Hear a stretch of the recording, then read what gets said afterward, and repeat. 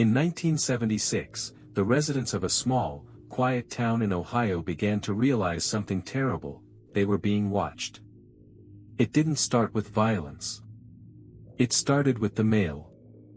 Imagine opening your mailbox on a sunny afternoon. You find an envelope with no return address. The handwriting is blocky, jagged, deliberate. Inside, there is no greeting. No signature. Just a list. A list of your darkest secrets. Things you whispered in confidence. Things you did when you thought the blinds were closed. And at the bottom, a simple promise: I am going to destroy you. For nearly 2 decades, the town of Circleville was held hostage by a ghost. A writer who saw everything, knew everyone, and could not be caught. This isn't a ghost story in the traditional sense. It's a story about the terror of omniscience. Because the scariest thing isn't a monster under the bed. It's the realization that the monster is your neighbor, and they know exactly what you did. Circleville, Ohio. 1976. It was the kind of place where people didn't lock their doors until they went to bed. A tight-knit community of about 11,000 people, sitting just south of Columbus. It was the heart of the Midwest, home to the annual pumpkin show, high school football, and family values. It was a place where reputation was currency. And that is exactly what the writer targeted first. The first letters arrived in the mailbox of Mary Gillespie, a local school bus driver. They were hateful. Obscene. They accused her of having an affair with the school superintendent. Now, anonymous hate mail isn't uncommon. Usually, it's a jealous ex, or a bored teenager. You throw it away, and it stops. Mary tried to ignore them. But the writer didn't stop.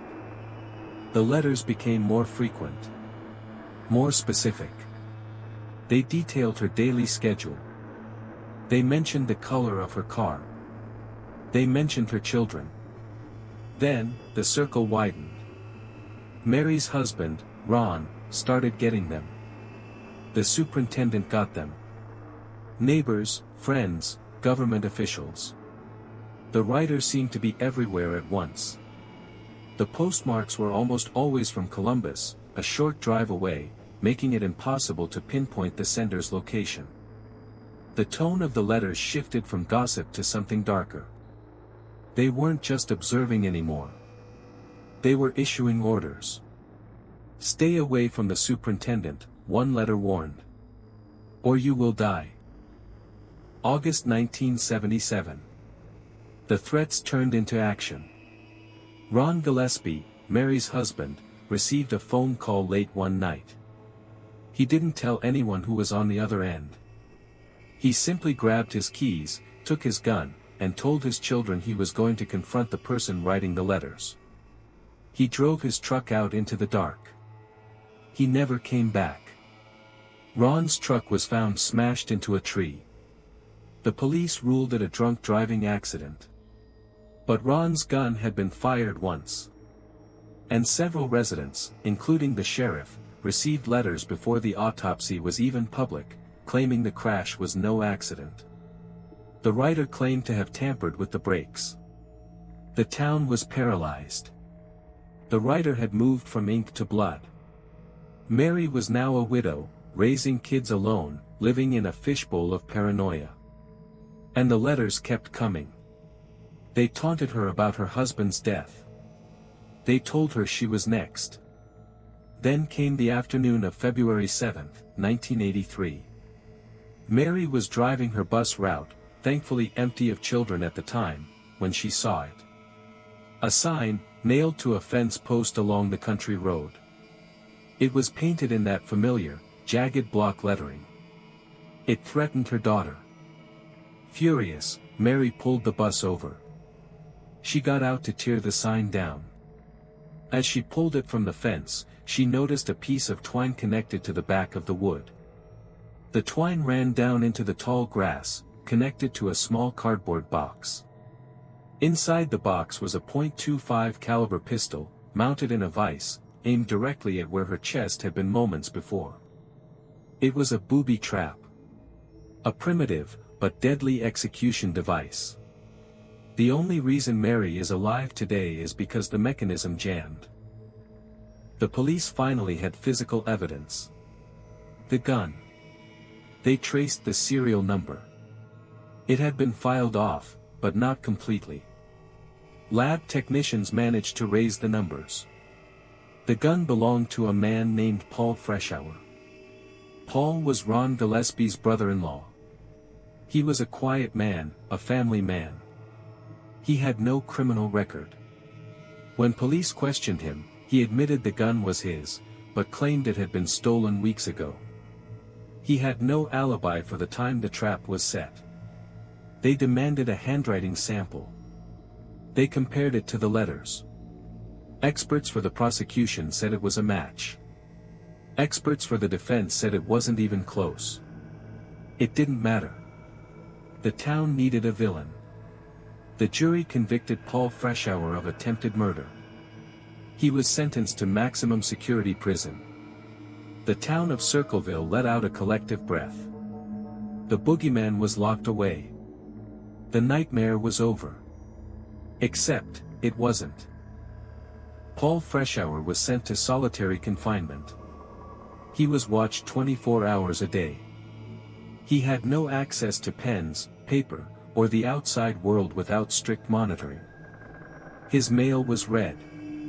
His cell was tossed. And yet, the letters continued. Hundreds of them. They arrived in Circleville mailboxes with the same Columbus postmark.